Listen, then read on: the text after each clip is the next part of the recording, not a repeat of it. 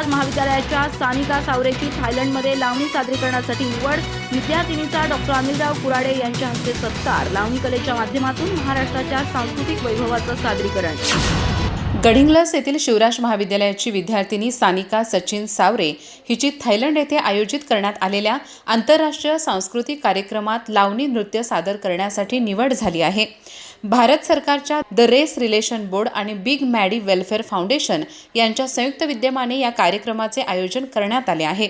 या उल्लेखनीय यशाबद्दल शिवराज विद्यासंकुलाचे सचिव डॉक्टर अनिलराव कुराडे यांच्या हस्ते सानिका सावरे हिचा यथोचित सत्कार करण्यात आला।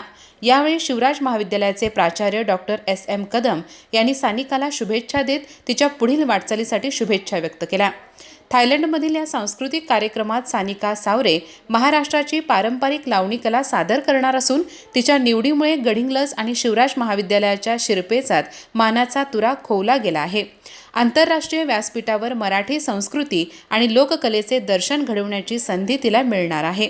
सानिकाच्या यशामागे शिवराज विद्यासंकुलाचे अध्यक्ष प्राध्यापक किसनराव कुराडे, सचिव डॉक्टर अनिलराव कुराडे, उपाध्यक्ष ॲडव्होकेट दिग्विजय कुराडे, संचालिका प्राध्यापिका बिनादेवी कुराडे, संचालक प्राध्यापक विश्वजित कुराडे तसेच प्राचार्य डॉक्टर SM कदम यांचे प्रोत्साहन लाभले आहे।